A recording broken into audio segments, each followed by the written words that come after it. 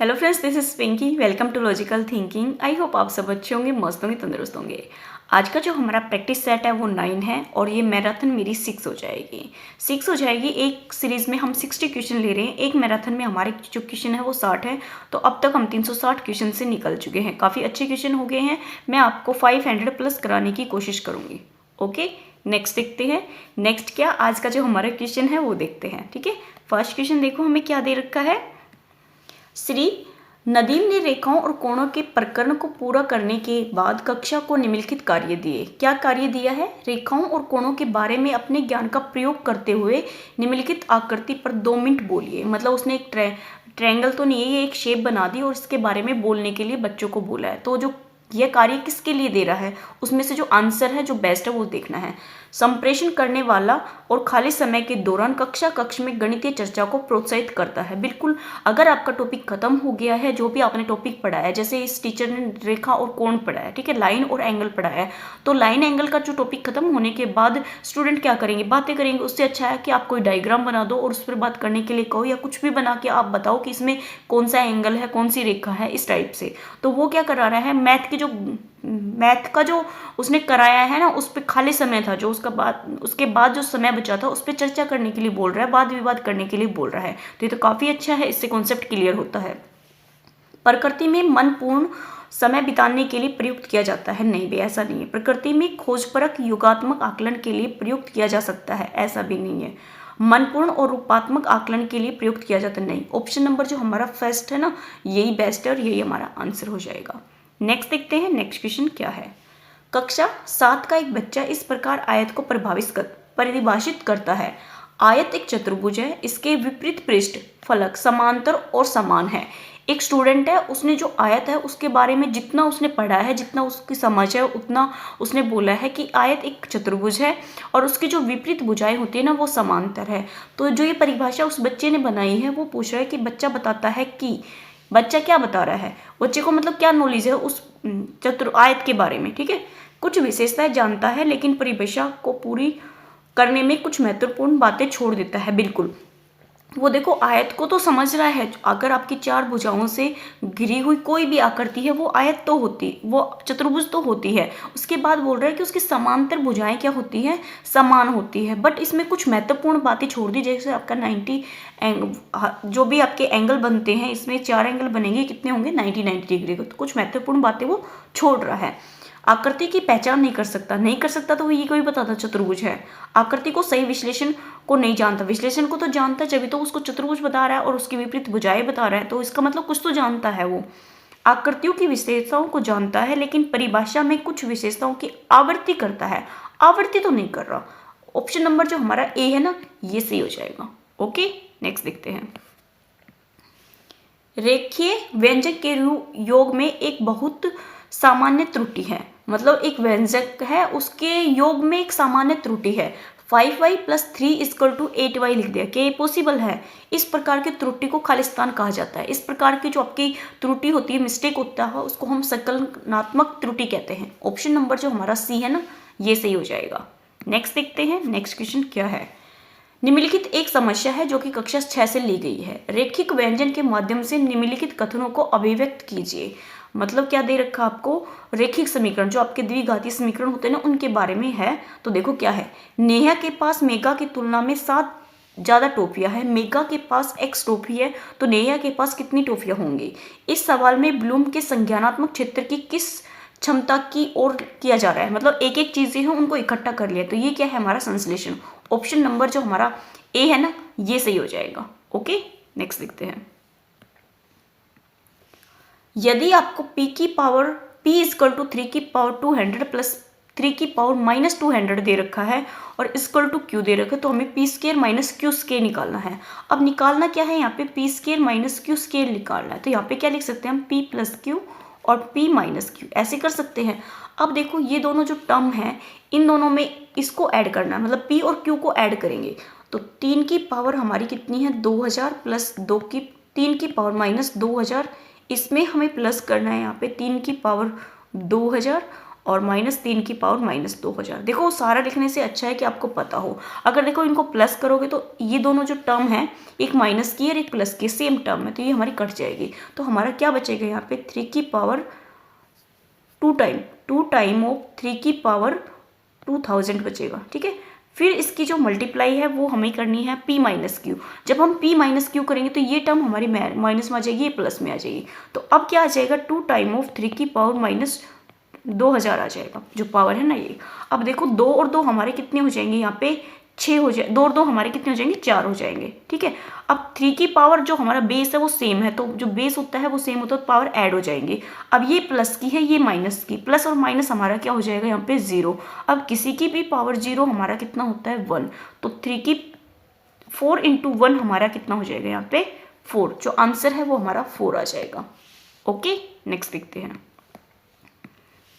9 के वर्ग को 125 के घनमूल से भाग देने पर शेष फल है 9 के वर्ग का। 9 का वर्ग हमारा कितना होता है 81। 125 का घनमूल, 125 का अगर घनमूल है हमारा तो कितना आ जाएगा 5 आ जाएगा। अब इसको 5 से डिवाइड करेंगे तो हमारा जो रिमाइंडर है वो हमेशा 1 बचेगा। यहाँ पे जितना नंबर होता है 0 और 5 को छोड़ के वही हमारा रिमाइंडर आ जाता है, तो क्या आ जाएगा ऑप्शन नंबर बी। नेक्स्ट देखते हैं। अब देखो यहाँ पे स्क्वायर रूट में दे रखा है, इसको निकालना है। 4 का कितना होता है 2 और 8 कितने हो जाएंगे 16। 16 का क्या होगा 4, 4 चौके 64, तो √64 हमारा आ जाएगा। तो 64 को क्या लिख सकते हैं, हम 16 × 4 लिख सकते हैं। ठीक है, 4 का बाहर निकाले तो 2 आ जाएगा और हमारा कितना बचेगा 16। और इसमें से क्या निकाल सकते हैं 4 चौक 16, ये तो पूरा ही निकल आएगा ना 64, तो 8 × 2 64 बिल्कुल पूरा ही बाहर निकल आता है ना। कितना आ जाएगा हमारा आंसर 8 आ जाएगा। ऑप्शन नंबर जो हमारा सी है ना ये सही हो जाएगा, क्योंकि 8 × 2 64 होते हैं। मैं इसको और टुकड़ों में बाहर निकाल रही थी। ओके, नेक्स्ट देखते हैं। बुद्धू हो जाते हैं ना कई बार क्वेश्चन करते टाइम। 1.2 × 10 की पावर 30 का आधा मतलब 1/2। 1.2 12 कर देंगे, अपॉन में हमारा 10 आ जाएगा, इंटू 10 की पावर यहाँ पे 30 है। अब 2 से काटेंगे तो 6 आ जाएगा, और 6 × 10 है ना, ये नीचे है पावर, ऊपर जाएगी तो माइनस में चल जाएगा, 10 की पावर 29 हो जाएगी। अब देखो आंसर में क्या दे रखा है, ये रहा ऑप्शन नंबर जो हमारा सी है ना ये सही हो जाएगा। आपको पता है 0 से पहले पॉइंट लगाने का कोई मतलब नहीं होता है ऐसे। ठीक है, इसका मतलब हमारा 6 ही होता है। नेक्स्ट देखते हैं। ये हमें यहाँ पे फ्रैक्शन दे रखा है, इसको आरोही क्रम में लिखना है, और बीचों बीच में जो भिन्न होगा, मतलब हमारे जो बीच की भिन्न है ना वो निकालनी है। अब देखो ध्यान से देखना आप यहाँ पर, इन दोनों में जो डिफरेंस है वो कितने का है 1 का है। इन दोनों में जो डिफरेंस है वो 7 का है, और यहाँ पे डिफरेंस कितने का है 1 का, यहाँ पे 4 का, और यहाँ पे डिफरेंस 1 का। अब हम इनको डिवाइड करेंगे, जो ऊपर है वो उसको 1 से करेंगे तो 2 आ जाएगा, और 7 से करेंगे तो 7 × 21 आ जाएगा, 2 बचेगा, और 7 × 21 कुछ ऐसे करके आएगा 9 आएगा। फिर हमारा 4 से करेंगे तो 4 दूनी 8, 3 बचेगा, और 4 7 28, और 1 से करेंगे तो 4। अब आरोही मतलब सबसे छोटा, फिर बड़ा, फिर बड़ा। अब नंबर कितने हैं 1 2 3 4 5 है, तो इसका मतलब जो थर्ड नंबर होगा वो हमारा आंसर होगा। तो इसको आरोही सबसे छोटा देखो क्या है, सबसे छोटा हमारा यहाँ पे 1 नंबर पे है, ये 2 नंबर पे है, ये हमारा 3 पे है, और ये 4 पे है, और ये 5 पे है। तो इसका मतलब 5 टर्म है, तो हमारा बीच का, बीचों बीच बोला है ना, तो बीच में हमारा जो नंबर है वो कितना है 3, 23/30। ऑप्शन नंबर जो हमारा बी है ना ये सही हो जाएगा। ओके, लाइट चली गई है, 1 सेकेंड वेट करना। आज इन्वर्टर ऑफ था, इस वजह से लाइट ऑफ हो गई। अब देखो नेक्स्ट क्वेश्चन हमें क्या दे रखा है। -3 से छोटी पर -8 से बड़ी पूर्णांकों की संख्या है। -3 से छोटी, -3 से छोटी और -8 से बड़ी, -3 से छोटी और -8 से बड़ी, तो -4 होगा, -5 होगा, -6 होगा, और -7 होगा। तो ये आएगी, तो कितने टर्म है 1 2 3 4। ऑप्शन नंबर जो हमारा 4 है ना ये सही हो जाएगा। ओके, नेक्स्ट देखते हैं। 2 स्थानों के बीच की दूरी 12 किलोमीटर है। एक मानचित्र का स्केल 1:25,000 है, तो मानचित्र इन दोनों के बीच की दूरी सेंटीमीटर में याद करनी है, किसमें सेंटीमीटर में, और है हमारी किसमें किलोमीटर में। तो इसको मतलब हमें यहाँ पे सेंटीमीटर में कन्वर्ट करना पड़ेगा। अब देखो 1/, हमारा कितना हो जाएगा यहाँ पे 25,000 हो जाएगा। अब किलोमीटर है, किलोमीटर को पहले हम मीटर में बदलेंगे तो कितने से मल्टीप्लाई करेंगे 1000 से। ये तो हमारा मीटर में आ गया, मीटर से हमें किस में बदलना है सेंटीमीटर में, तो हम यहाँ पे 100 से और मल्टीप्लाई करेंगे, इनटू में हमारा 12 हो जाएगा। अब 3 0 से तो हमारी 3 0 कट जाएगी, और 25 से काटेंगे तो कितना आएगा 25 चौके 100, 12 चौके 48। ऑप्शन नंबर जो हमारा डी है ना ये सही हो जाएगा। ओके, नेक्स्ट देखते हैं। -3 और 8 -3/8 इंटू -7/13 का व्युत्क्रम पूछा है। इसका मतलब हम इसको पहले सोल्व कर लेते हैं, या आप इसका व्युत्क्रम भी कर सकते हो, कुछ भी कर सकते हो। पहले सोल्व कर लो। -3/8 इंटू में -7/13 है, मल्टीप्लाई करेंगे तो देखो क्या आएगी हमारे यहाँ पे, माइनस माइनस प्लस हो जाएगा, तो इसका मतलब माइनस में तो हमारा आंसर आएगा नहीं, तो प्लस में आएगा। 7 ये 21 हो जाएगा और 13 8 हमारे कितने हो जाएंगे 104। इसका व्युत्क्रम तो 104/21 हमारा क्या आ जाएगा, आंसर आ जाएगा, जो कि ऑप्शन नंबर हमारा बी सही हो जाएगा। ओके, नेक्स्ट देखते हैं।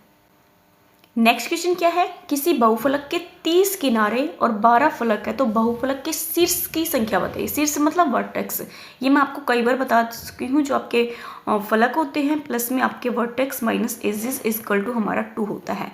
तो हमारा जो फलक है वो कितने दे रखे, 12 प्लस वर्टेक्स हमें निकालने हैं, तो ई हमारे यहाँ पे 30 है इक्वल टू 2। अब वी की वैल्यू निकालनी है, तो 2 प्लस में हमारा कितना हो जाएगा 30 माइनस का 12 हो जाएगा। ओके, अब इसमें से जाएगा तो माइनस का 10 बचेगा, और 10 करेंगे तो कितना आ जाएगा हमारा आंसर 20। ऑप्शन नंबर जो हमारी डी है ना ये सही हो जाएगा। नेक्स्ट देखते हैं। नेक्स्ट क्वेश्चन क्या है, जब किसी संख्या के आधे में 15 जोड़ दिया जाए तो परिणाम 39 है, तो वास्तविक संख्या के अंकों का योग बताइए। जब किसी संख्या के आधे में, किसी संख्या मतलब आपने x मान ले, x/2 कर ले, आधा हो गया, इसमें 15 जोड़ दिए जाए तो हमें कितना प्राप्त होता है 39। अब देखो x प्लस में हमारा 30 इक्वल टू कितना हो जाएगा, ऐड कर देते हैं और इसको 2 से मल्टीप्लाई कर देंगे तो 9 दूनी 18, 6 दूनी 3 दूनी 4, 1 7 हो जाएगा। तो x की वैल्यू हमारी यहाँ पे कितनी आ जाएगी 48। इसमें पूछा है वास्तविक संख्याओं के अंकों का योग, वास्तविक संख्या के अंकों का योग हमारा कितना हो जाएगा 12। ऑप्शन नंबर हमारे यहाँ पे ए सही हो जाएगा। नेक्स्ट देखते हैं। PQRT में अगर आपको ये बनाना है तो आपको बनाना पड़ेगा ट्रायंगल। यहाँ पे देखो, हम यहाँ पे ट्रायंगल ही बना लेते हैं ताकि हमें कोई प्रॉब्लम ना आए। क्या दे रखा है PQT, ठीक है। PQ इक्वल है PT के, PQ इक्वल है हमारा PT के। ओके, P बिंदु R और S भुजा QT पर इस प्रकार है, PR और PS इक्वल है। मतलब यहाँ से हमारे यहाँ पे 2 लाइनें हैं, 2 हमने यहाँ पे रेखाएं खींच दी, ये दोनों ही क्या है हमारी इक्वल है, ठीक है। हाँ जी, PR और PS भी हमारी इक्वल है, ये R है, ये हमारी S है। यहाँ पे जो एंगल है दे रखा PTS, ये जो एंगल है ये हमें यहाँ पे 62 डिग्री का दे रखा है, और RPS ये एंगल हमें यहाँ पे 34 डिग्री का दे रखा है। तो हमसे पूछा है QPR, ये एंगल पूछा है हमसे, ये वाला एंगल है ना, ये पूछा है। अब इस एंगल्स को ध्यान से देखना, ये दोनों साइड्स इक्वल है तो इसका मतलब ये दोनों एंगल भी इक्वल है। अगर इन एंगल्स को दोनों को हम x मान ले तो जो ट्रायंगल बनेगी PRQ, तो ये ट्रायंगल कितने का बनेगा 180। 180 में से 34 माइनस कर देंगे तो हमारा कितना आ जाएगा यहाँ पे 6 7 4 1। अब इसका भी हाफ करेंगे तो कितना आ जाएगा, क्योंकि 2 एंगल्स है वो इक्वल है, तो दोनों का हाफ करेंगे तो 7 और 3 73 आ जाएगा। ये एंगल हमारा कितने आ जाएगा 73 डिग्री का, ये भी 73 का। अब देखो ये एंगल निकालना है, ये 62 है तो ये एंगल भी हमारा 62 होता है, ये आपने पढ़ा भी होगा। मोस्टली जो आपका क्वेश्चन है ना इसमें से आता है, ये जो एंगल है Q दे देगा और T दे देगा, और जो एंगल 34 दे रखा है ना इस वाले एंगल को पूछता है। तो हमें क्या करना होता है, Q और T एंगल को ऐड कर देते हैं, उसको 2 से डिवाइड करते हैं तो हमारा 34 आ जाएगा, ठीक है। अब देखो ये हमारा 73 है, और ये एंगल जब निकालेंगे तो ये कितना आएगा हमारा 180 में से जब हम 73 को माइनस करेंगे तो कितना आएगा 7 आएगा, यहाँ 7 बचेगा और 0 107, कितने का आ जाएगा 107 का 107। अब ये जो ट्रायंगल बनी है हमारी PQR, इस एंगल में जो हमारा एंगल है वो हमसे P पूछा है, तो P हमारा कितना हो जाएगा, इसमें 62 और ऐड कर देंगे 9 आ जाएगा और 6 आ जाएगा 1। 180 में से माइनस करेंगे 169 को तो हमारा कितना आ जाएगा 11। जो हमारा P एंगल है ना ये 11 डिग्री का आ जाएगा। ओके, ऑप्शन नंबर जो हमारा बी है ना ये सही हो जाएगा। पूरा डिटेल में करोगे आपको नंबर नहीं मिलेगा, आपको एक ही नंबर मिलना है, तो अपने ट्रायंगल में ही सोल्व करने की कोशिश किया करो। ओके, नेक्स्ट देखते हैं।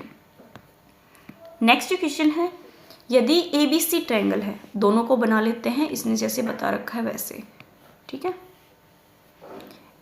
ओके, यहाँ पे जो ट्रायंगल है ये हमारी इस तरीके से, पहले हमारे यहाँ पे C है, ये C है, ये A है और ये B है। इसका मतलब ये हमारा ई है, ये डी है और ये हमारा एफ है। इसके अंतर्गत सर्वांग सम है, तो दोनों में से निम्नलिखित में कौन सा कथन सत्य नहीं है, नहीं पूछा है। तो इसका मतलब ये हमने बिल्कुल एग्जैक्ट बनाई है सर्वांग सम के रूल के अकॉर्डिंग। ठीक है, ये यहाँ पे इसने दे भी रखा है कि रिवर्स, इसका मतलब है ये भी ट्रायंगल, ये ट्रायंगल अपोजिट कर देंगे तब भी वही रहेगा, ऐसे कर देंगे तब भी वही रहेगा। अब देखो जो एंगल बी है वो हमारे एफ के इक्वल है, इसका मतलब ये जो एंगल है ये हमारे एफ के इक्वल है, बिल्कुल है। ठीक है, और ए बी, ए और बी, ए बी हमारी ई एफ के इक्वल है, नहीं भाई देखो ए बी जो साइड है ना ए और बी, ये साइड इक्वल होनी चाहिए डी एफ के, और ये दे रखी है हमारी ई एफ के, नहीं का पूछा तो ऑप्शन नंबर हमारे यहाँ पे सी सही हो जाएगा। अगर देखो हम बी चेक करते तो ए सी, ए और सी, ए सी ये साइड है ये हमारी ई डी के इक्वल होनी चाहिए, है एंगल ए हमारा किसके इक्वल है, डी के। ठीक है, तो ऑप्शन नंबर हमारे यहाँ पे सी गलत हो जाएगा और यही आंसर हो जाएगा। नेक्स्ट देखते हैं, ये दे रखा है, इसका हमें परसेंट निकालना है, कितना है 100 माइनस 300 का 20% और इस पूरे का कितना है 40%। ठीक है, 0 से 0 से कट जाएगी, 2 से काटेंगे 2 दूनी 4, 2 पंजे 10, 20 पंजे हमारे 100 हो जाएंगे, 5 से काटेंगे तो कितना आ जाएगा हमारे यहाँ पे 5 30 और 0 कितना आ जाएगा, 100 में से 60 जाएगा तो 40 बचेगा, 40 का 2/5 और निकालेंगे, 5 से काटेंगे तो 5 8 40 और 8 दूनी 16। ऑप्शन नंबर जो हमारा बी है ना ये सही हो जाएगा।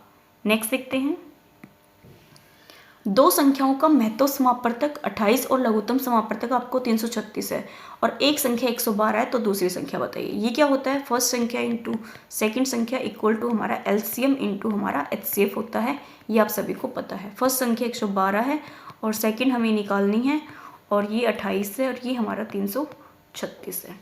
ओके, अब देखो काटो, 4 से काटेंगे तो हमारा ये कट जाएगा, 4 से काटेंगे तो ये भी कट जाएगा, 4 से इसको काटेंगे तो देखो कितना आएगा, 4 दूनी 8, 3 4 8 32। ठीक है, 4 से काटेंगे तो कितना आएगा, 4 6 4 8 32, 4 8 32 हो जाएगा और 4 चौक 16 हो जाएगा, 28 से 28 कट जाएगा। जो हमारी सेकंड संख्या है वो कितनी आ जाएगी 84। ऑप्शन नंबर जो हमारा डी है ना ये सही हो जाएगा। नेक्स्ट देखते हैं, यदि 2/3 x, ये x में दे रखा है ये y में दे रखा है, इसकी वैल्यू निकालनी है, मतलब x और y हमें निकालना है। ओके, अगर हम यहाँ पे इसको प्रॉपर फॉर्म में लिखे तो x प्लस में 1/y निकालना है, क्योंकि माइनस है ना पावर, तो यहाँ पे x की वैल्यू निकालेंगे तो 6/10 हो जाएगा, पॉइंट को हटाएंगे 3/2 हो जाएगा, 2 से काटेंगे तो 3 आएगा, 3/10 कितना हो, 9/10 हमारा 0.9 हो जाएगा। y की वैल्यू निकालेंगे तो 1 और ये हमारा कितना हो जाएगा, इस पॉइंट को हटाएंगे तो कितना आ जाएगा 100, तो 100 ऊपर चला जाएगा, अपोन में हमारा कितना आ जाएगा 2। ओके, 2 ठीक किया है ना हमने, हाँ ठीक किया है, ठीक किया है। ठीक है, ये हमारा x आ गया, ये हमारा y आ गया, इसमें पुट करेंगे। ठीक है, यहाँ पे पुट करेंगे तो x कितना है 0.9 प्लस y कितना है, इसका रेसिप्रोकल करेंगे तो 2 हमारा 100 हो जाएगा, ये पॉइंट हटाएंगे तो यहाँ पे हमारा 10 हो जाएगा। ठीक है, अब देखो 100 हमारा एलसीएम आ जाएगा, 10 से 10 आएगा तो 90 प्लस में हमारा कितना आ जाएगा 2, तो 92 हमारा 100 हो जाएगा, पॉइंट लगाएंगे तो 0.92 हमारा आंसर आ जाएगा। ऑप्शन नंबर जो हमारा बी है ना ये सही हो जाएगा। नेक्स्ट देखते हैं, y दे रखा है हमें और ये हमारा नॉट इक्वल टू 1 है तो x बराबर है। ओके, इसका मतलब हमारा ये डायरेक्ट तो क्वेश्चन होगा नहीं, तो हमें यहाँ पे कुछ करना होगा। अब देखो y/1 कर सकते हैं इजकल टू x माइनस 2 और x प्लस 1। अगर हमें यहाँ पे एक मेथड होता है जो आपको पता होता है, नीचे जो आपका नंबर होता है ना उसको हम ऊपर प्लस कर दे और नीचे हम माइनस कर दे तो हमारे यहाँ पे कुछ हो सकता है। तो देखो y+1 कर दे और y-1 कर दे इक्वल टू हमारा किसका हो जाएगा x-2 माइनस प्लस 1 ये होगा और नीचे करेंगे तो x-2 माइनस x और -1 हो जाएगा। इसको सिंप्लीफाई करेंगे तो 1 प्लस आ जाएगा और y माइनस आ जाएगा। अब यहाँ पे देखो x और x हमारा कितना हो जाएगा 2x और -1 और कितना हो जाएगा -1, अपोन में हमारा कितना हो जाएगा कैंसिल आउट हो जाएगा तो -3 हो जाएगा। अब इनकी हम क्रॉस मल्टीप्लाई कर देते हैं, -3 की करेंगे तो माइनस का y आ जाएगा और माइनस का 3 आ जाएगा इक्वल टू हमारा इसकी मल्टीप्लाई करेंगे y से तो 2xy आएगा और माइनस का y आ जाएगा। -1 से करेंगे तो माइनस का 2x प्लस का 1 हो जाएगा। वैल्यू किसकी निकालनी है x की। ओके, अब ध्यान से देखना है 2 एक्स वाई हो गया, ये हमारा 2x माइनस का 1 आएगा। ओके, अब देखो यहाँ से अगर ध्यान से देखोगे आप तो y की टर्म है, इसको हम इधर ले आते हैं, तो इधर लेके आएंगे तो कितना बचेगा हमारा, ये माइनस है ना, ये प्लस का हो जाएगा, प्लस का 1 होगा तो इसको माइनस करेंगे तो 2y माइनस का 3 इक्वल टू हमारा, इन दोनों में से अगर हम x कॉमन लेंगे तो कितना आ जाएगा हमारे यहाँ पे 2y माइनस का 2 भी कॉमन ले लेते हैं। ठीक है, देखो फिर से लेते हैं, फिर से लेंगे तो 2x कॉमन ले लिए तो y माइनस हमारा कितना बचेगा 1।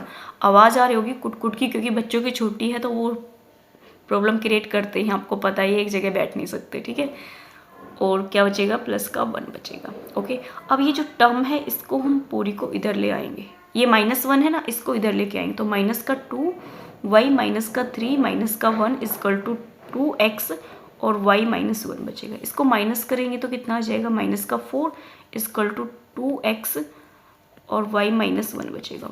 y की वैल्यू निकालनी है 2, अगर हम इसमें से कॉमन लेंगे तो देखो ये तो कैंसिल आउट हो जाएगा, यहाँ पे 2 बचेगा। यहाँ पे x की जो वैल्यू है वो कितनी आ जाएगी, माइनस इसमें से कॉमन ले लेंगे तो क्या बचेगा, y प्लस में 2 अपोन में आ जाएगा y माइनस 1।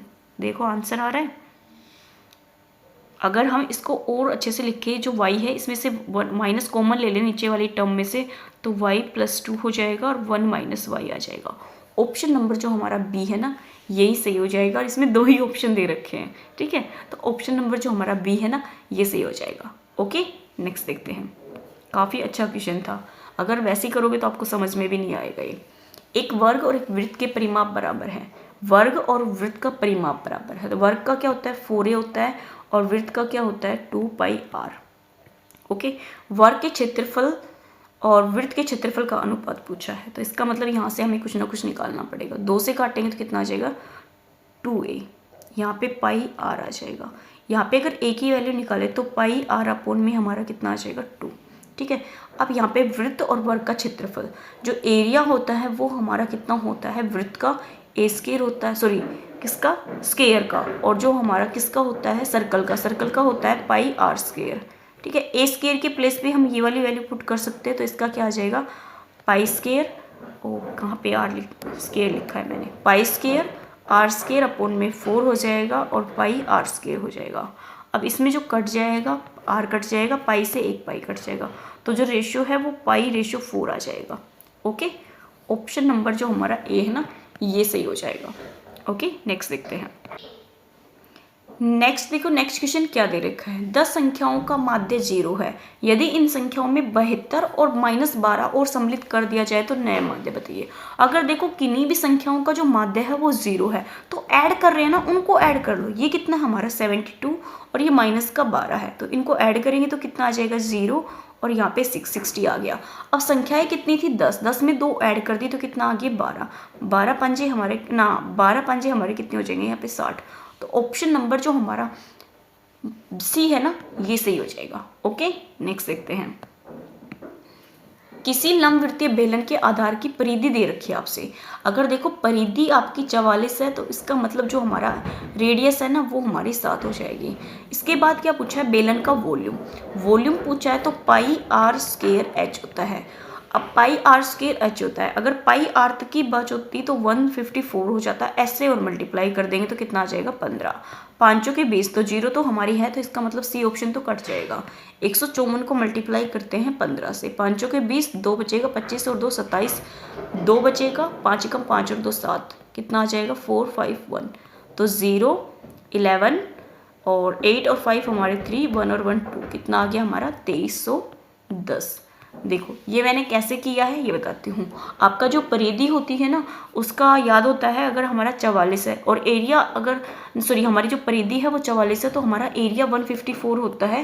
ये आपका डायरेक्ट होता है जब हमारी रेडियस 7 होती है।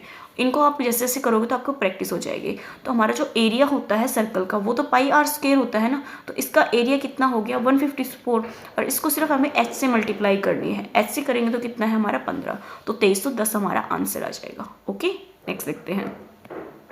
कक्षा 7 के शिक्षक कक्षा में निम्नलिखित समस्याओं पर चर्चा करना चाहती है। एक वर्ग का 4 सर्वांग आयतों में विभाजित किया जाता है। प्रत्येक आयत का परिमाप है 44 इकाई। दिए गए वर्ग का परिमाप क्या है? इस समस्या को हल करने के लिए आवश्यक मुख्य गणितीय संकल्पना है।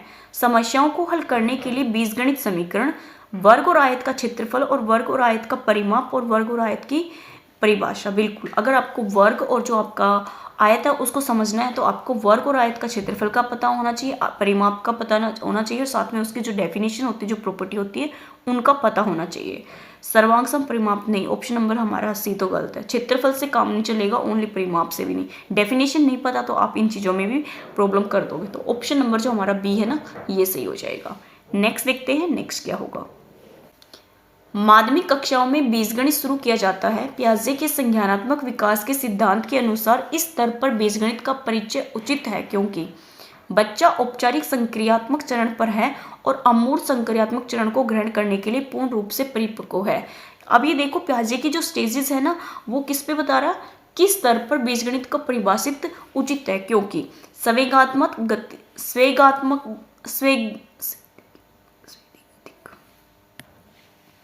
बच्चा स्वेगी गति स्तर पर है, बहुत सारे हस्त परिचालकों के साथ समझ सकता है नहीं। बच्चा पूर्व संक्रियात्मक स्तर पर है और अमूर्त संकल्पनाओं समझ सकता है। पूर्व को है तो अमूर्त को कोई समझ सकता है, ये भी गलत है। बच्चा मूर्त संक्रियात्मक स्तर पर है और वह तार्किक संरचना का निर्माण करने के लिए मूर्त अनुभवों को समझ सकता है। अगर वो मूर्त पे है तो वो हमारा मूर्त को समझ सकता है। और उसके बाद जो हमारा फर्स्ट है, ये देखो, बच्चा औपचारिक संक्रियात्मक चरण पर है और अमूर्त संकल्पनाओं को ग्रहण करने के लिए पूर्ण रूप से परिपक्व है। ऑप्शन नंबर जो हमारा बी है ना, ये ज़्यादा बेस्ट है ऑप्शन डी के कंपैरिजन। तो ऑप्शन नंबर हमारे यहाँ पे ए सही हो जाएगा। ओके, नेक्स्ट देखते हैं। श्री शर्मा के घातांक, मतलब श्री शर्मा ने एक पत्र दिया है, उसमें ये है 2 की पावर 3 और 2 की पावर 5, इन दोनों को क्या कर दिया, ऐड से ही 3 की पावर 2 और 4 की पावर 2, इसको लिख दिया 12 की पावर 4। ठीक है, ये ऐसे लिख रखा है। उत्तर पात्र के आधार पर श्री शर्मा निम्नलिखित टिप्पणी दे सकते हैं। जहां आधार समान होता है उन केसों में घातांक के नियमों को समझा गया है, लेकिन जहां आधार अलग अलग है उस केस में संकल्पनाओं को समझा नहीं गया है। बिल्कुल देखो, यहाँ पे अगर आधार सेम था तो इसने ऐड कर दिया, ये ठीक था। बट यहाँ पे आधार हमारा सेम नहीं है, फिर भी इसने क्या कर दिया, मल्टीप्लाई करके ऊपर भी ऐड कर दिया, तो ये गलत है। तो इसका मतलब जो ऑप्शन नंबर फर्स्ट है ना, यही हमारा बेस्ट ही लग रहा है। और भी पढ़ते हैं। बच्चा घातांक के नियम समझ गया है और भली प्रकार से उनका अनुप्रयोग कर सकता है नहीं। बच्चा घातांक के नियम समझ गया है लेकिन उल्लेखन त्रुटि कर रहा है नहीं। घातांक के नियम को समझ गया है और भाग नहीं। भाई ऑप्शन नंबर जो हमारा फर्स्ट है ना, यही सही हो जाएगा। ओके, नेक्स्ट देखते हैं। कक्षा 8 के निम्नलिखित कार्य दिए, मतलब कक्षा 8 है उसमें कार्य दिया है। एक खुला बक्सा है, 50 और 65 सेंटीमीटर की मैट्रिक शीट से बना हुआ है। बक्से की लंबाई और चौड़ाई उसने दे रखी है। बक्से की संभावित ऊंचाई पूछी है और आयतन भी याद कीजिए। इसके बारे में क्या संकेत है, ये चीजें हैं। उच्च स्तरीय संज्ञानात्मक मांग है क्योंकि यह संकल्पनात्मक समझ के उपयोग की मांग करता है। कार्य को पूरा करने की प्रक्रिया निहित है।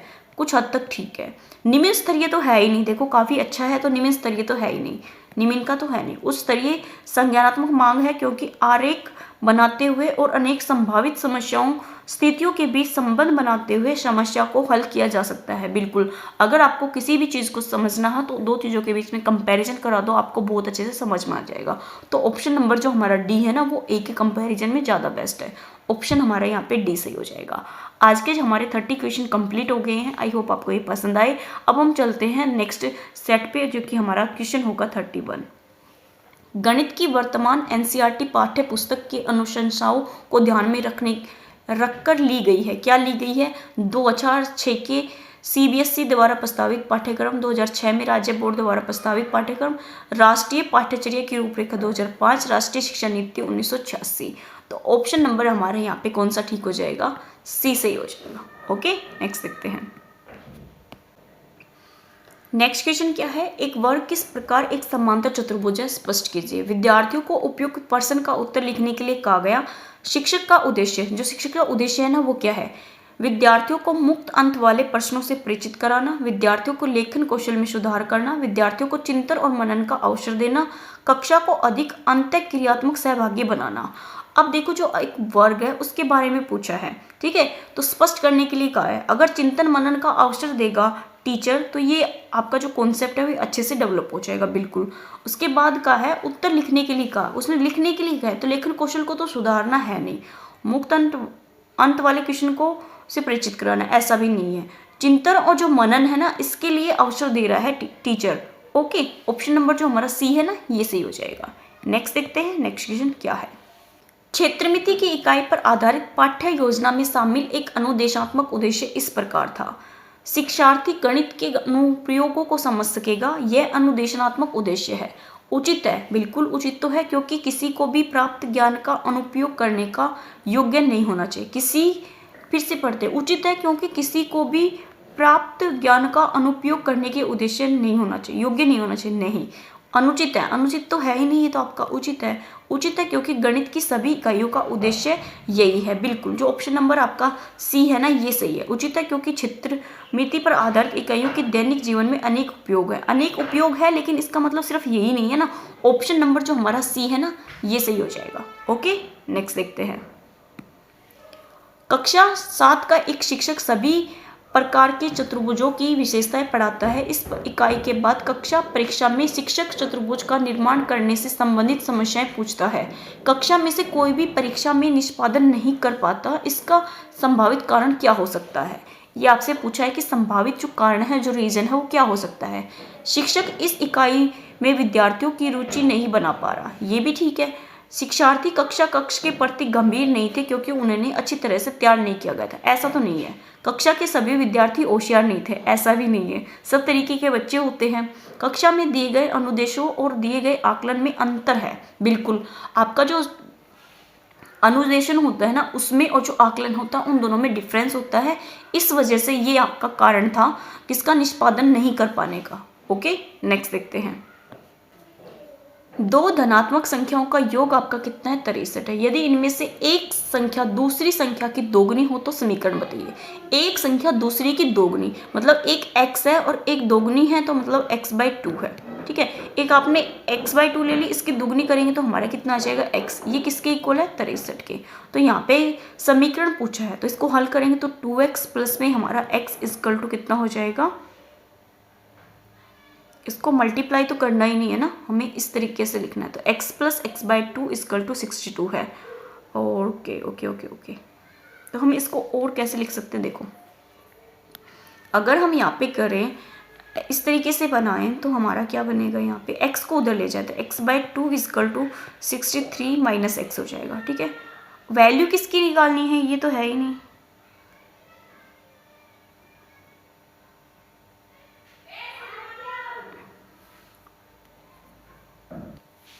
अब देखो, इस क्वेश्चन का अगर हम रेसिप्रोकल कर दे तो हमारा कितना होगा, 2/x हो जाएगा, ये हो जाएगा 63 माइनस x हो जाएगा। ओके, ऐसा भी नहीं है। ये कैसे कर रखा है ये क्वेश्चन? अगर हम ऐसे करें क्रॉस मल्टीप्लाई तो क्या हो जाएगा हमारा, x equal to 63 minus x और 2 आ जाएगा। ओके भाई, ये क्वेश्चन तो मेरे समझ में ही नहीं आ रहा कि ये कैसे ले रखा है। आपका जो क्वेश्चन है ना, वो तो ये बनेगा, ठीक है, बट ये निकाल कैसे रखा है, ये चीज़ नहीं बन रही मेरे से।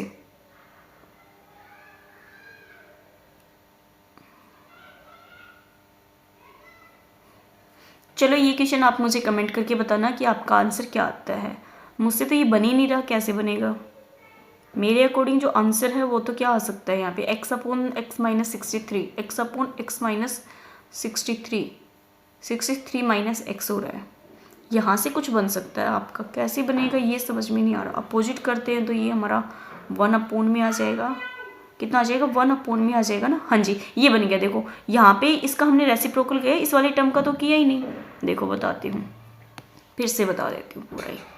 क्या था हमारा क्वेश्चन, x प्लस में x/2 इक्वल टू हमारा 63 था, तो x/2 इक्वल टू कितना हो जाएगा, 63 माइनस x। इसका रेसिप्रोकल करेंगे तो 2/x equal to 1/63 minus x है।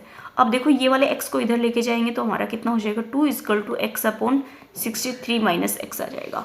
ऑप्शन नंबर जो हमारा बी है ना, ये सही हो जाएगा। ओके, कई बार है ना क्वेश्चन समझ में नहीं आता क्या करना है। आंसर थे सामने बट मिस्टेक क्या कर देते हैं, ये भी चीज़ क्लियर नहीं होती। अब देखो 3 × 10 की पावर 5 है, तो 3 के बाद हमारे कितने नंबर होने चाहिए, 5। ये देखो किस में है, 10 तो हमारा होगा ही नहीं। 1 2 3 4 5, बिल्कुल ठीक है। और किस में है 1 2 3 4 5, ये भी है 1 2 3 4 5 6, ये नहीं होगा, ए होगा या तो बी होगा। 4 के बाद 10 की पावर 3 है, तो 4 के बाद हमारी कितनी होनी चाहिए 3 टर्म, तो ये 3 टर्म है। यहाँ पे हमारी 4 के बाद कितनी है, यहाँ पे 4 है, तो ये भी नहीं होगा। ऑप्शन नंबर जो हमारा ए है ना, ये सही हो जाएगा। ओके, नेक्स्ट देखते हैं। संख्याएं दे रखी है और इसके माध्य और माध्यिका का योग बताना है। ये आपके लिए क्वेश्चन छोड़ती हूँ, क्या करना है आपको मैं बता देती हूँ। माध्य का मतलब होता है जितने भी आपके नंबर दे रखे ना, इन सभी नंबर को आपको ऐड करना है और टोटल नंबर 1 2 3 4 5 से आपको डिवाइड करना है, ठीक है। फिर उसके बाद माध्यिका क्या निकालना है, जो बीच का नंबर है। माध्यिका मैं बता देती हूँ आपको क्या निकलेगी यहाँ पे। माध्यिका में सबसे पहले हमारा सबसे छोटा नंबर, देखो मैं काउंटिंग डाल दूंगी, सबसे छोटा हमारा क्या आ जाएगा 1 आएगा, फिर उसके बाद हमारा ये 2 आएगा, फिर उसके बाद 3 और फिर 4 और हमारा सॉरी ये 4 नहीं आएगी 5 आएगा, ये 4 आएगा, फिर हमारा 5 आएगा। तो माध्यिका तो हमारी कौन सी हो जाएगी यहाँ पे 5.02 हो जाएगी। इसमें हमें माध्य निकाल के ऐड करना है बस। ओके, नेक्स्ट देखते हैं। नेक्स्ट क्वेश्चन है, आकृति में सीमित रेखाओं की संख्या बताइए। इस ये जो आकृति है इसमें मैंने बहुत कोशिश की है, बट मेरी तो इसमें एक ही बनी है और आंसर भी मेरा एक ही आ रहा है, ठीक है। आपका या मेरा किसी का भी लगा लो, आंसर 1 ही आएगा। ओके, नेक्स्ट देखते हैं। अब देखो यहाँ पे 0.33 दे रखा है, डिवाइड करना है 0.11 से, क्योंकि आपका पॉइंट है ना तो 1 बोलेंगे। तो अब ये देखो यहाँ पे कितना 0.33, इसका हम मल्टीप्लाई करके कर देंगे डिवाइड, तो 1 अपॉन में हमारा 0.11 हो जाएगा। यहाँ पे पॉइंट हटाएंगे तो 100 आ जाएगा, यहाँ से पॉइंट हटाएंगे तो हमारा 100 आ जाएगा, ये कैंसिल आउट हो जाएगा। 11 से काटेंगे तो कितना आ जाएगा 3। अब इसमें प्रतिशत में व्यक्त करना है, प्रतिशत मतलब 3 का कितना लेना है हमें यहाँ पे प्रतिशत मतलब 100, तो हमारा आंसर कितना आ जाएगा यहाँ पे 300। ओके, नेक्स्ट देखते हैं। सेम इक्वेशन रिपीट हो गया है। 2 वर्गों की भुजाएं दे रखी है आपको x और 2x + 1 और इसके परिमाप का योग आपका 100 है। इनमें से बड़े वर्ग का क्षेत्रफल याद कीजिए। मतलब 2 वर्ग दोनों की भुजाएं दे रखी है, एक की x है और एक की हमारी कितनी है 2x + 1 है, और दोनों का योग कितना दे रखा है 400 दे रखा है। तो वर्ग का क्या होता है 4a होता है, प्लस में हमारा 4a ये होता है। तो यहाँ पे 4x प्लस में हमारा 8x प्लस में हमारा 4 = 100 हो जाएगा। 8x और 8 कितना हो जाएगा, 8 और 4 12x, इसको माइनस करेंगे तो कितना आ जाएगा 96। तो x = हमारा कितना आ जाएगा, और 12 8 हमारे 96, 8 आ जाएगा। तो बड़े वर्ग का क्षेत्रफल, बड़ा वर्ग मतलब हमारी ये तो 8 बनेगी और ये कितना बनेगा 8 दूनी 16 और 1 17, 17 का हम यहाँ पे क्या करेंगे स्क्वायर, क्योंकि ए स्क्वायर होता है। 17 का करेंगे तो 49, 289 हमारा क्या हो जाएगा आंसर हो जाएगा। ओके, नेक्स्ट देखते हैं। संख्याएं दे रखी 4 20 28 के महत्व समापवर्तक और एलसीएम का योग पूछा है।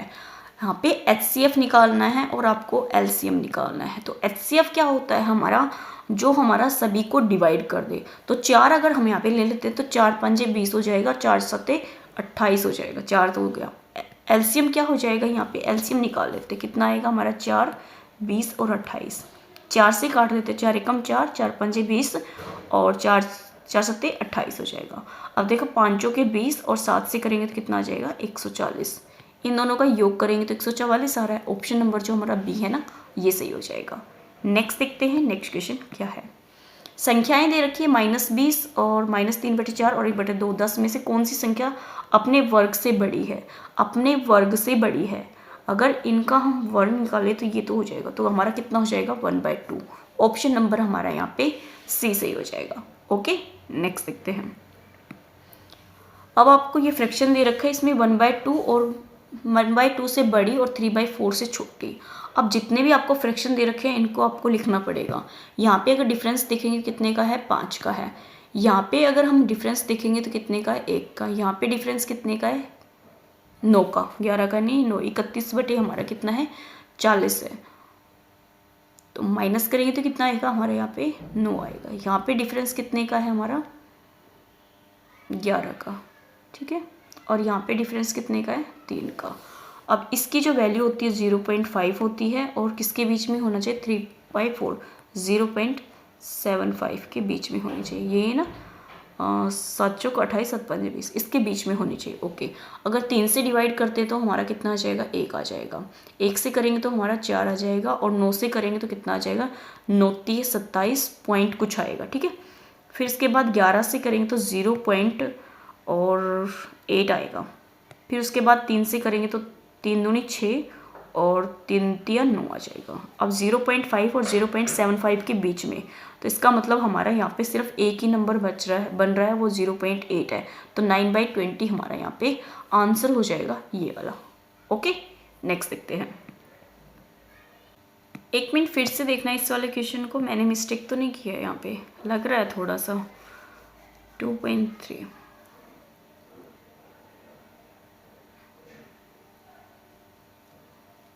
एक सेकेंड।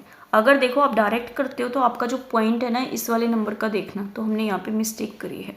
मिस्टेक क्या है, देखो इसको अगर हम पॉइंट में लेंगे तो हमारा कितना आ जाएगा, 0.7 आएगा। तो 0.7 भी तो हमारा इसमें बिटवीन आ जाएगा, क्योंकि तो 0.7 ही और 0.75 है। ऑप्शन नंबर हमारे यहाँ पे बी सही होगा, ना कि हमारा 9/20 होगा।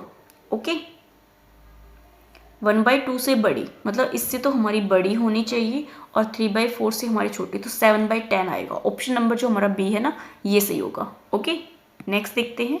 मिस्टेक हो गई थी उसमें, ये देखो, ये आपका क्वेश्चन दिया हुआ था, इसका जो आंसर है वो 77 था। ये आप कर लेना, ये मैंने पीछे सेट में कराया था, मुझे याद है। नेक्स्ट देखते हैं। ये देखो, त्रिभुज दे रखी है और इसमें मान किसका पूछा है, ABD, इसका मान पूछा है डी का। ओके, अब अगर आप ध्यान से देखोगे ये 119 डिग्री का है, तो ये एंगल हमारा कितने बचेगा, यहाँ पे 61 का बचेगा। अब इन दोनों को ऐड करेंगे तो 3 6 6 हमारे कितने हो जाएंगे, 12। कितना आ जाएगा, 123। 123 को 180 में से माइनस करेंगे तो कितना आएगा, 7 तो आएगा। तो इसका मतलब हमारा यहाँ पे 57 जो आंसर है वो सही हो जाएगा। ओके, नेक्स्ट देखते हैं।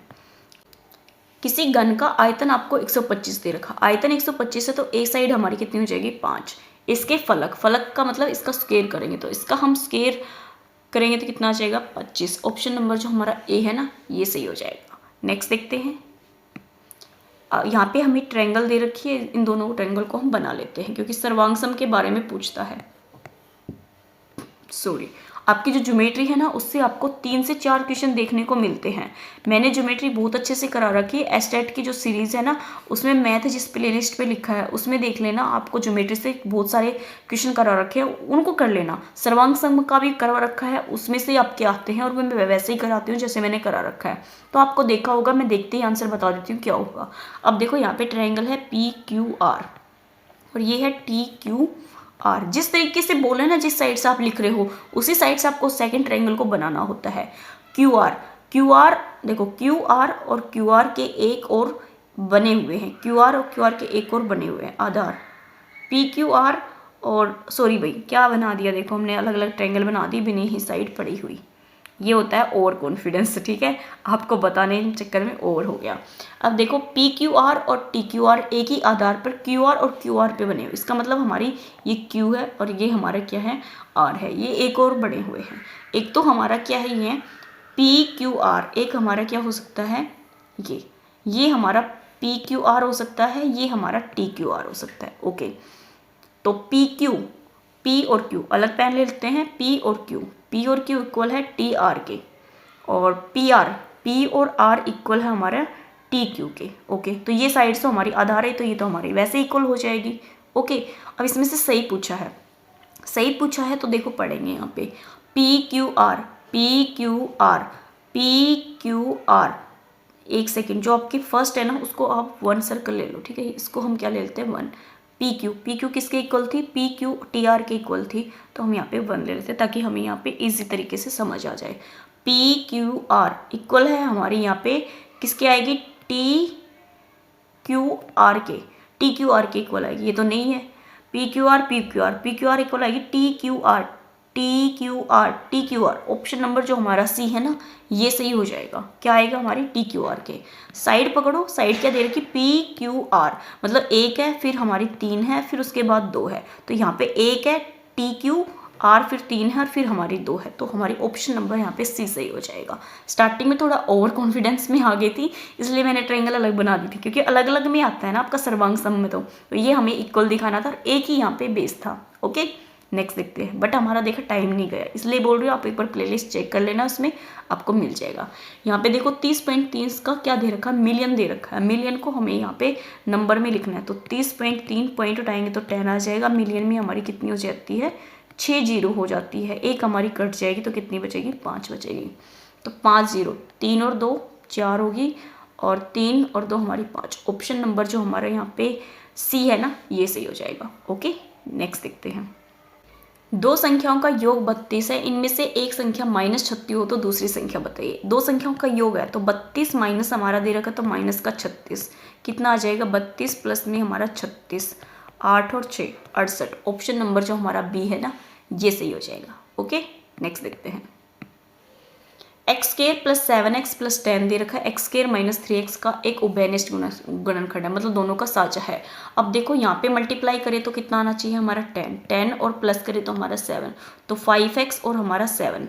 ठीक है, x नहीं लेते हम, ओनली क्या लेते हैं, मल्टीपल लेते हैं। तो 5 और 2 की मल्टीप्लाई कितनी हो जाएगी, 10। ऐड करेंगे तो हमारा 10 आ जाएगा, ऐड करेंगे तो हमारा 7 आ जाएगा। यहाँ पे कितना है, -10। -10 में भी हमारा कितना हो जाएगा, माइनस का 5 और 2। अब देखो इनको अगर हम प्लस करेंगे तो कितना आएगा, माइनस का 3। इसका मतलब हमारे फैक्टर ठीक है। अब इन दोनों में आपको कॉमन कितना दिख रहा है, x प्लस 2 आपको कॉमन दिख रहा है, यही हमारा आंसर हो जाएगा ए, क्योंकि ओबेनिस्ट बोला है, साझा बोला है, तो साझा मतलब x प्लस 2। ओके, नेक्स्ट देखते हैं। 2 की पावर 10 माइनस 1 निम्नलिखित में से विभाज्य है। 2 की पावर 10, 2 की पावर 10 मतलब 10 24 माइनस 1 कितना आ जाएगा, 10 23। विभाज्य किससे होगा, 3 और 2 5 और एक 6 है, तो इसका मतलब ये हमारा किससे विभाज्य होगा, ऐड करेंगे तो 3 से विभाज्य होगा। 2 से नहीं होगा क्योंकि जो इकाई अंक है वो हमारा 3 है। ओके, ऑप्शन नंबर हमारे यहाँ पे डी सही हो जाएगा। नेक्स्ट देखते हैं। मुक्त अंत वाले प्रश्नों की पहचान कीजिए। परिचित विमाएं 5 सेंटीमीटर 2 सेंटीमीटर और 5 सेंटीमीटर का घनाभ बनाता है। घन के बनाने के लिए ऐसी कितनी घनाभों की आवश्यकता होगी। अभाज्य गुणनखंड पद्धति का प्रयोग करते हुए 512 का घनमूल याद कीजिए। ये तो बिल्कुल भी मुक्त उत्तर का नहीं है। 10 के घन को याद कीजिए, ये भी नहीं है। कोई 5 संख्याएं लिखे जिनका घन 64 से अधिक हो। बिल्कुल ऑप्शन नंबर जो हमारा डी है ना, ये बेस्ट है, क्योंकि यहाँ पे क्या ले लिया, मुक्त उत्तर। इसके लिए आपको बहुत सारे ओपन एंडेड आपके क्वेश्चन आएंगे, मतलब आपके मल्टीपल आएंगे। ओके, नेक्स्ट देखते हैं। निम्नलिखित प्रश्न को हल कीजिए, मतलब पढ़िए। निम्नलिखित जो प्रश्न है उसको पढ़ लिया। ओके, यहाँ पे 3 आ गए, यहाँ पे 8 आ गए। इस प्रश्न को ब्लूम टैक्सोनॉमी को किस संज्ञानात्मक कौशल पर बल दिया गया है। ये देखो इसने क्या कर दिया, x + 1 और 2x + 3, यहाँ पे इसने 3 लिख दिया और यहाँ पे इसने क्या लिख दिया, 8 लिख दिया। तो ये आपका ब्लूम टैक्सोनॉमी के अकॉर्डिंग क्या हो जाएगा, यहाँ पे ऑप्शन नंबर बी है ना, विश्लेषण हो जाएगा। इसको हम विखंडन करेंगे, मतलब इसको तोड़ेंगे, ब्रेक करेंगे। ओके, नेक्स्ट देखते हैं। नेक्स्ट काफ़ी अच्छा क्वेश्चन है और इस क्वेश्चन का आंसर क्या होगा ये हम पढ़ के पता करेंगे। निम्नलिखित प्रतियोगिताओं के आयोजनों यह निर्धारित किया गया कि विजेता को 100 का पुरस्कार मिलेगा, जो प्रतिभागी जीत नहीं पाएगा उसे 25 का पुरस्कार मिलेगा। कुछ पुरस्कार राशि जो वितरित की गई है उसमें से 3000 है। प्रतिभागियों को कुल संख्या 63 है। विजेताओं की संख्या ज्ञात कीजिए। ओके, गणितीय संकल्पनाओं की जांच करने के लिए अलावा शिक्षक विद्यार्थियों के साथ चर्चा करते हुए इस प्रश्न के माध्यम से किन मूल्यों को विकसित कर सकता है। मतलब आपका क्या दे रखा है, जो भी आपका पार्टिसिपेट करेगा उसको 25 रुपये मिलेगा, जो जीतेगा उसको 100 मिलेगा। टोटल जो स्टूडेंट थे जिन्होंने पार्टिसिपेट किया है वो हमारे 63 थे। तो इसके अकॉर्डिंग हमारा जो टीचर है वो क्या करना चाह रहा है, अच्छा निबंध लिखने की योग्यता पर महत्वपूर्ण नहीं। ऑप्शन नंबर ए तो हमारा बिल्कुल खराब है। सामाजिक मुद्दों पर विचारों को लिखने का विकास नियमित आदत के रूप में किया जाता है और निबंध प्रतियोगिता में भागीदारी के माध्यम से आप विचारों को सार्वजनिक करने के अवसर को भी प्राप्त कर सकते हैं। बिल्कुल क्या है, अगर आप किसी भी कंपटीशन में पार्टिसिपेट करते हो तो आपकी थिंकिंग का पता चलता है। ठीक है, इसके लिए हमारे कंपटीशन किए जाते हैं, खास करके निबंध।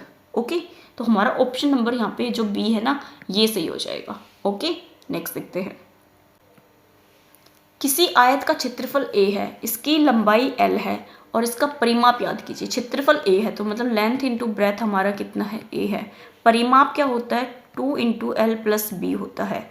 तो इसमें क्या निकालना है आपको, देखो तो इसका परिमाप सेंटीमीटर में याद कीजिए, सेंटीमीटर तो है ही, तो यहाँ से हम क्या निकाल लें, यहाँ से अगर हम उससे पहले 2l प्लस में हमारा 2b हो जाएगा। ओके, अगर हम यहाँ से हम b निकाल लें, क्योंकि l में दे रखा है ना आपका आंसर, तो यहाँ से b की वैल्यू निकालेंगे तो a/l हो जाएगा। इसको पुट करेंगे तो 2l और प्लस में हमारा 2a अपॉन में l हो जाएगा। ऑप्शन नंबर हमारे यहाँ पे कौन सा ठीक हो जाएगा, b ठीक हो जाएगा। ओके, नेक्स्ट देखते हैं। यदि किसी वृत्त की परिधि 3 सेंटीमीटर तो इसका क्षेत्रफल सेंटीमीटर स्क्वायर में याद कीजिए। परिधि दे रखी है 3 सेंटीमीटर, तो परिधि हमारी क्या होती है 2πr = 3 है, तो r की वैल्यू निकालेंगे तो 3 अपॉन में 2 × 22 आ जाएगा। 22 × 7 कर लेते हैं, ठीक है। इसका क्षेत्रफल निकालना है तो πr² होता है, पाई हमारी कितनी है यहाँ पे 22/7 आ जाएगा, इंटू में हमारा 3 × 7 × 2 × 20 आ जाएगा। इसको हम 2 बार लिखेंगे, 3 × 7 × 2 × 22 आ जाएगा। एक चीज़ देखो, इसमें पाई है, पाई की वैल्यू डायरेक्ट ले रखी है, तो पाई की हम क्यों खोलेंगे, इसको हम ऐसे लिख लेंगे, कितना आ जाएगा 3/2π आ जाएगा। तो यहाँ पे लिखेंगे तो इसको हम इरेज ही कर लेते हैं, ठीक है। पाई ले रखा है तो हम क्यों लिखेंगे यहाँ पे कितना आ जाएगा 3/2π आ जाएगा, इंटू में 3/2π आ जाएगा। अब पाई एक आएगी क्योंकि ये पाई से तो ये कैंसिल आउट हो जाएगा। अब यहाँ पे कुछ भी नहीं होगा, 9/4π हमारा आंसर होगा।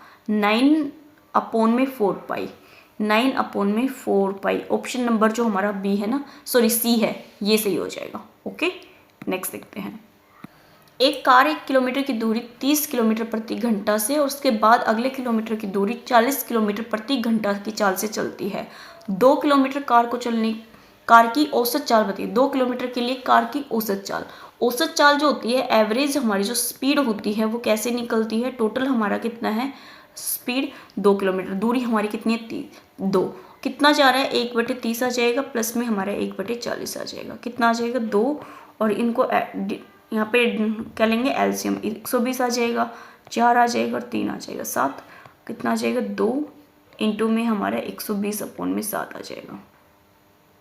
ओके, अब देखो यहाँ पे कितना आ जाएगा 240/7, 7 तो हमारा इस सभी में है, तो इसका मतलब ऑप्शन नंबर सी कट जाएगा।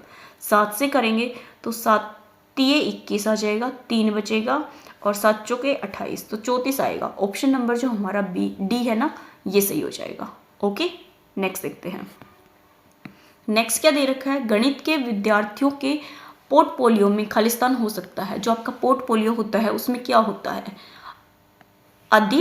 अधिन्यास कार्य के रिकॉर्ड, कार्यपत्र, गणित प्रयोगशाला की कार्यविधि के रिकॉर्ड, किसी भी गणितीय मॉडल पर राइट अप, गणितीय पोस्ट और कोर्स, किसी भी नई प्रकार की समस्याओं को हल खोजा गया तथा सामान्यीकरण किया गया हो।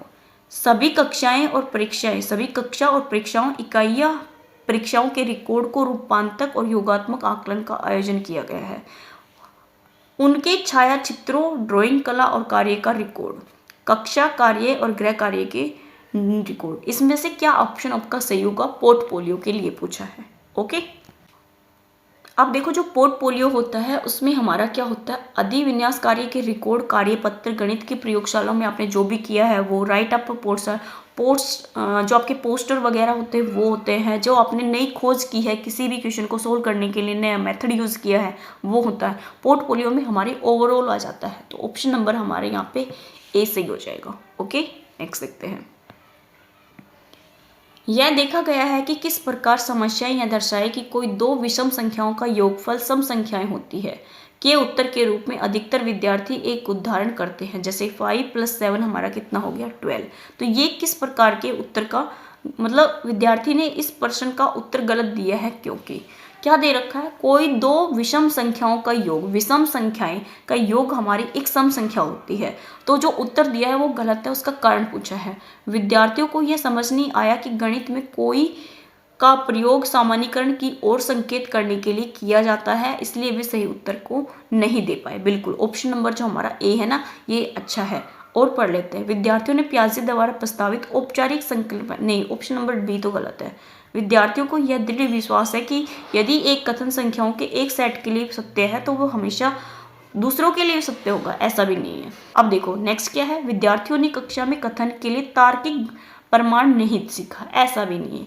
ऑप्शन नंबर जो हमारा फर्स्ट है ना, यही बेस्ट है, यही हमारा आंसर हो जाएगा। ओके, नेक्स्ट तो है ही नहीं, आज के हमारे 60 क्वेश्चन थे ना वो ख़त्म हो गए हैं। आई होप आपको ये 60 क्वेश्चन पसंद आए तो प्लीज़ लाइक कीजिए, सब्सक्राइब कीजिए और अपने दोस्तों के साथ जरूर शेयर कीजिए। Thank you.